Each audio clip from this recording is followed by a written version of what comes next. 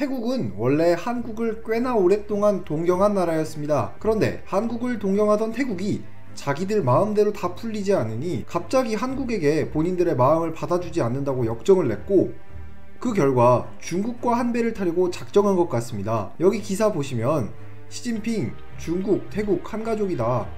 패통탄, 요 사람이 이제 태국의 총리인데요. 요 사람이 자유무역을 함께 수호하자, 이렇게 서로 사이좋게 악수를 하고 있죠. 시진핑이 태국에 대해 코멘트를 남기는 것도 심상치 않습니다. 여기 아래 기사 보시면 양국은 가깝고 친한 이웃이다. 중국과 태국은 한 가족 같다.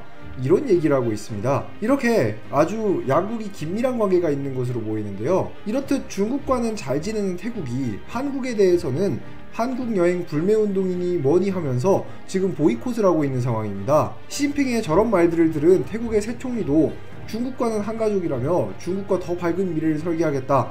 그런데 이렇게 한국을 버리고 중국과 손을 잡았던 태국의 실제 경제지표는 완전히 곤두박질치고 있는 상황입니다. 한국을 버리고 중국과 손을 잡은 태국에 지금 무슨 일이 일어나고 있는지 자세하게 한번 알아보도록 하겠습니다. 우선 지금 태국에서 한국 불매운동이 시작된 상황을 간단하게 설명드리겠습니다. 여기 보시면 밴 코리아, 태국에서 번지는 이 말 대체 무슨 일인가? 이런 제목이 있죠. 한국을 금지하겠다? 상당히 뜬금없는 내용인데요. 여기 아래 기사 내용을 보시면 지난해부터 한국의 엄격한 입국 심사로 태국인들이 입국 거부를 당하는 사례가 발생하고 항공료, 숙박비 등을 손해보는 사례가 알려지면서 태국인들의 반환 정서가 커졌다. 실제 1월부터 4월 한국을 찾은 태국 관광객은 11만 9천 명으로 지난해 동기보다 21.1%나 줄었다. 코로나 이전 동남아 국가 중 방한 1위 국가가 태국이었는데 지금 현재는 베트남과 필리핀에 밀려 3위로 추락했다. 이런 기사가 있습니다. 여기 기사 내용대로 태국인들이 한국에 입국을 거부당하기 시작하면서 태국인들을 한국이 차별하는 것 아니냐, 이런 반응들이 태국 내부에서 나오기 시작했거든요. 실제 수치로도 여기 20% 이상 줄은 걸 보면 지금 예사롭지 않은 상황이라는 것만큼은 확실해 보입니다. 근데 이게 단순하게 태국 일반 국민들만 못 들어온 게 아닌데요. 여기 제목 보시면 장관 부임도 입국 불허, 태국서 지난해 1만 명 한국 여행 취소, 이런 제목의 기사가 있습니다. 아니, 한 나라의 장관의 부인마저 입국이 거부당했다고 하는데요. 여기 아랫부분 보시면 2023년 12월 태국 관광체육부 장관의 부인과 가족 일행이 KETA 불허를 받는 일이 발생했다.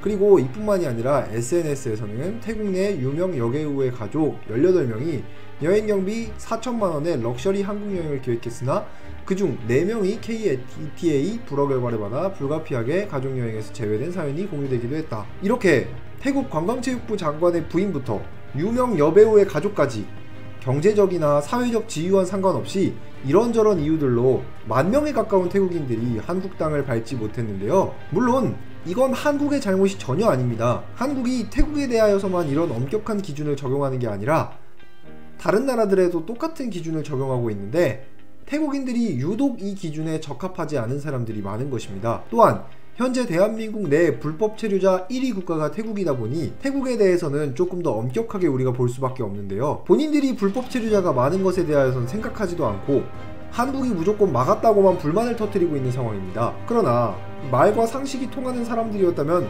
저렇게 밴 코리아 운동을 벌이고 이런 상황까지는 오지 않았었겠죠. 결국 현재 태국 내에서 한국 불매운동이 극에 달해버린 상황까지 오게 됐습니다. 그리고 그렇게 한국을 떠난 태국인 관광객들은 그 발걸음을 중국으로 돌리기 시작했는데요.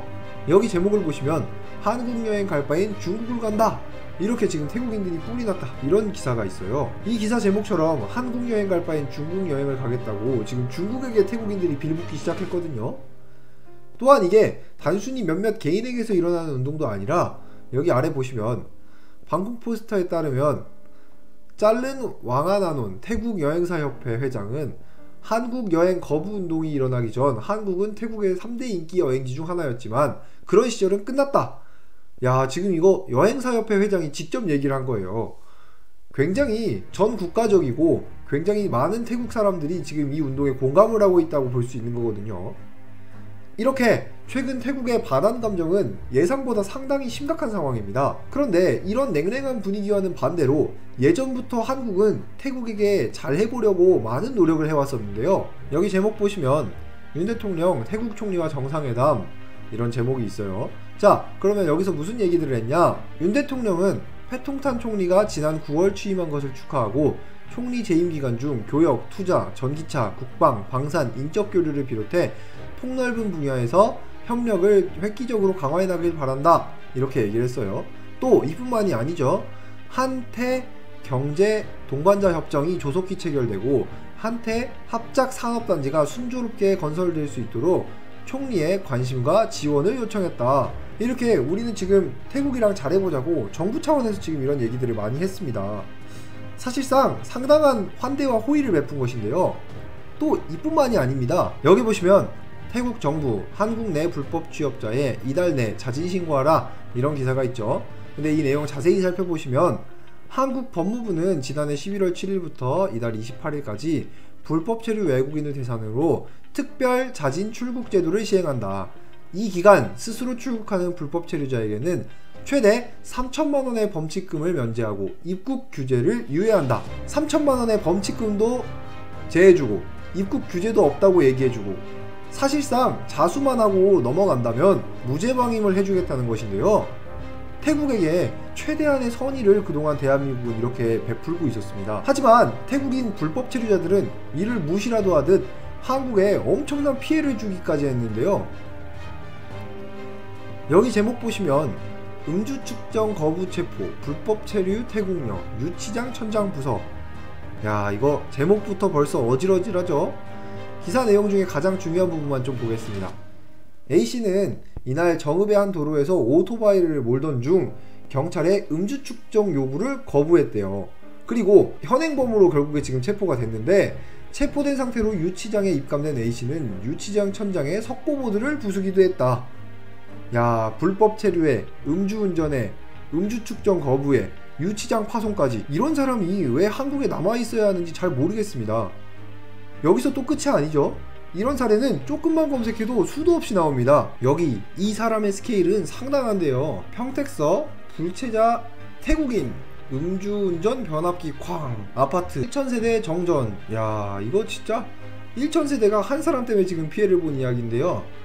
가장 중요한 부분만 읽으면 평택경찰서에 따르면 A씨는 전날 낮 1시 40분쯤 음주운전을 하다가 변압기를 들이받았다.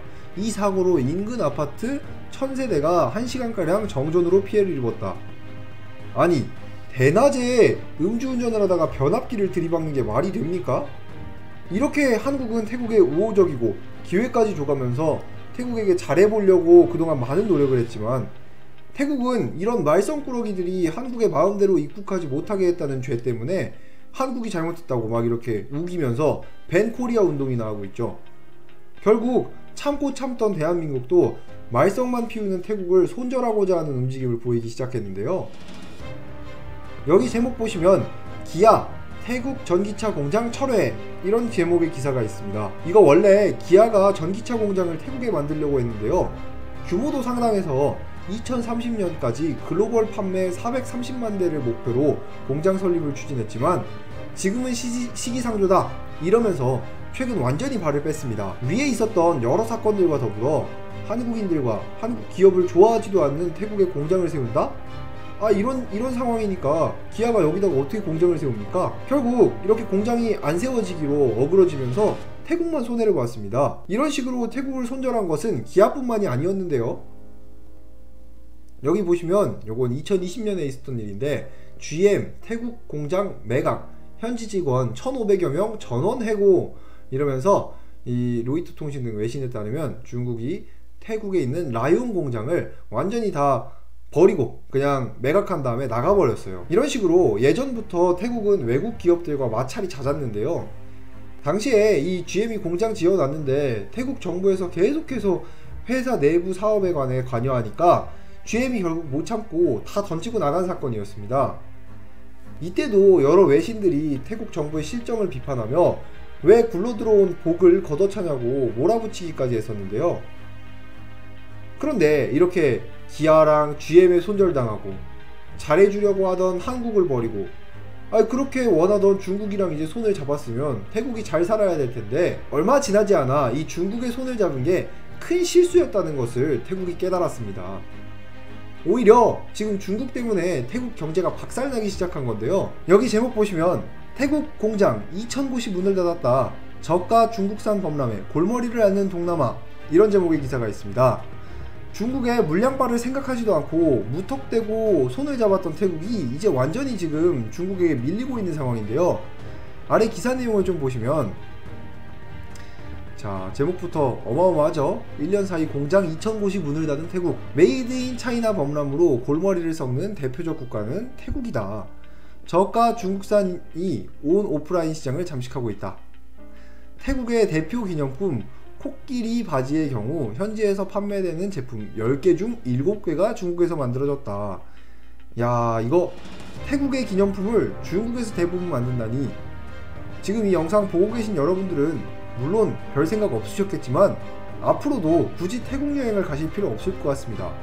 가서 사는 물건들이 다 중국 물건이니까요. 이거는 단순히 기념품에서 끝나는 문제가 아닌데요. 아래 내용을 보면은 지난해 태국은 중국에서 약 우리 돈으로 19조 1,300억 상당의 소비재를 구입했다. 전체 소비재 수입의 41% 수준이다. 전자제품이 가장 많았고 요게 지금 2등이라 이러고 얘기를 하고 있는 거예요. 자, 그래서 이게 얼마나 지금 많냐. 중국 수입품의 생산 비용이 낮아 저가 상품 분야에서 태국산 제품과의 경쟁이 치열해졌다며 태국 제조업체에 심각한 위협을 가할 정도다. 이렇게 지금 중국산이 많이 밀려 들어오는 것에 대해 태국 내부에서 다양한 목소리들이 나오고 있어요. 중국산 물건들을 지금 19조어치씩이나 사면서 소비재와 전자제품 등이 지금 중국산으로 도배가 되고 있는 태국인데요. 그러다 보니 가격 경쟁에서 밀린 태국 제조기업들이 줄줄이 사업을 정리하고 줄폐업이 이어지고 있는 상황입니다. 그래서 지금 태국의 노동자들이 뭐라고 얘기하냐, 이 기사 보시면 중국산이 나라를 망쳤다, 공장 줄줄이 문 닫고 노동자들 눈물, 태국에선 무슨 일이, 이런 제목의 기사가 있죠. 바로 기사 보시면 태국 경제가 중국산 저가 수입품 홍수 등으로 인해 공장들이 줄줄이 문을 닫으면서 휘청거리고 있다. 로이터 통신은 지난해 7월부터 올해 6월까지 1년간 태국에서 공장 1975곳이 문을 닫은 것으로 태국 산업부가 집계했다고 보도했다. 이는 전년 동기보다 약 40%가 늘어난 수치다.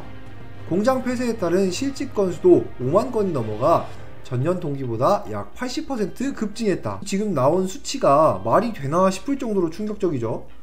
중국 손 한번 지금 잘못 잡았다가 나라 경제 전체가 지금 흔들리고 있는 거예요. 태국 GDP의 4분의 1 가까이 차지하는 제조업이 지금 이렇게 흔들리고 있으니 태국이란 국가 자체가 지금 굉장한 위기에 빠진 상황인데요. 결국 정리하면 한국과 손절한 태국은 중국과 손을 잡았지만 중국은 태국을 하나도 배려하지 않았고 태국 경제를 완전히 잠식하고 있는 상황인데요. 이렇게 태국이 중국과 손을 잡은 뒤 경제가 박살나자 태국 내에서는 한국과 다시 잘해보자, 이런 움직임들이 스멀스멀 올라오고 있는 상황입니다. 태국 언론 카오솥에서는 최근 보도를 통해 태국 내 문제의 시발점은 한국과의 관계가 소원해지면서 시작되었다.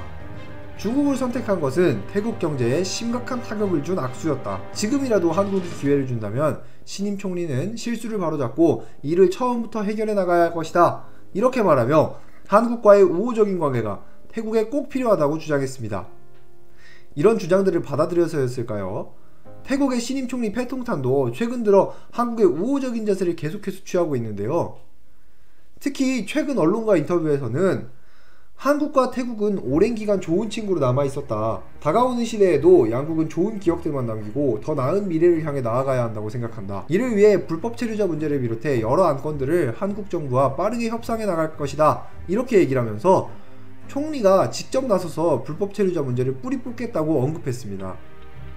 이거 지금은 완전히 꼬리를 내리고 한국에게 지금 싹싹 빌고 있는 태국인데요. 총리가 이런 자세를 보이니 태국인들도 역시 스스로를 자책하고 있는 상황인데요. 여기 제목 보시면 불법 체류를 막는 한국 당연하다, 태국 누리꾼들 예상 밖 반응, 이렇게 태국인들이 지금 우리의 예상과는 반대로 이제는 불법 체류를 막는 한국이 정당하다며 정상적인 사고를 하는 태국 사람들이 생기기 시작했다, 이런 기사가 있습니다. 그래서 여기 실제 내용을 이제 보시면 어떤 내용들이 이제 있냐, 한 누리꾼은 한국 정부는 관광차 온 태국 관광객들이 다 사라지고 불법 체류자가 돼 그곳에서 일하는 것에 실증이 난 것 같다. 다른 누리꾼은 태국 이민자와 관광객인 척하는 여성들이 새로운 단속으로 한국에 입국하기가 더 어려워진다는 것, 이러면서 한국이 매우 기뻐할 것이라고 확신한다. 이렇게 우리의 입장을 이제 좀 이해하기 시작한 반응들을 이제 보였습니다. 또 다른 내용도 좀 보겠습니다. 또 다른 누리꾼은 아시아에서 타국인에게 제일 많은 임금을 주는 나라니 불법 체류자가 늘어날 수밖에 없다. 차별 없는 평등 정책이 불법 체류자를 양성하고 있다. 이러면서 뭐 본인의 정치적인 이런 얘기도 하셨고, 또 다른 분은 태국인은 한국을 여행하러 가는 게 아니라 돈을 벌러 가는 것이다. 관광으로 위장하고 들어와서 불법 체류하면 안 되지 않냐? 이러면서 자성의 목소리를 내는 사람도 있었습니다. 자, 그리고 또 태국과 한국의 경제 발전 과정을 비교하며 지난 50년 동안 한국이 무엇을 성취했는지 보라. 그리고 태국을 보라. 이러면서 태국 사람들이 이렇게 행동하는 게 한심하다는 반응을 보이기도 했어요. 자, 그래서 이 같은 댓글이 달린 기사는 방콕포스트의 19일자 기사다. 기사에서는 짤른 왕아나논 태국 여행사협회 회장이 태국에서 한국 거부 운동이 일어나고 있음을 전하면서 옛날에는 한국이 되게 인기 있었다, 이런 것들에 대해서 이제 사람들이 반박을 하고 있는 내용을 지금 이제 한국 기자가 이제 가져온 내용인데요. 이런 식으로 태국 내에서 한국 불매를 통해 직간접적인 손해를 본 태국 사람들이 한국의 입장이 10분 이해된다면서 완전히 여론이 돌아섰습니다. 결국에 이제 이 태국의 여행사협회 이 회장이 직접 사과까지 했거든요. 이렇듯 중국과 손을 잡은 태국은 땅을 치고 후회하면서 내부에서부터 스멀스멀 다시 한국에게 손을 내밀어 보려고 하고 있습니다. 만약 여러분들이라면 지금 이 상황에서 다시 태국과 잘해보는 게 괜찮다고 생각하시나요? 아니면 한번 통수를 쳤는데 어떻게 믿을 수 있겠는가? 이렇게 생각해서 이 손을 뿌리치는 게 낫다고 보시나요? 여러분들의 의견을 댓글로 남겨주세요. 영상 끝까지 시청해주셔서 감사합니다. 저는 다음 시간에 좀 더 재미있고 유익한 영상으로 돌아오겠습니다. 지금까지 탄탄 세계읽기였습니다. 감사합니다.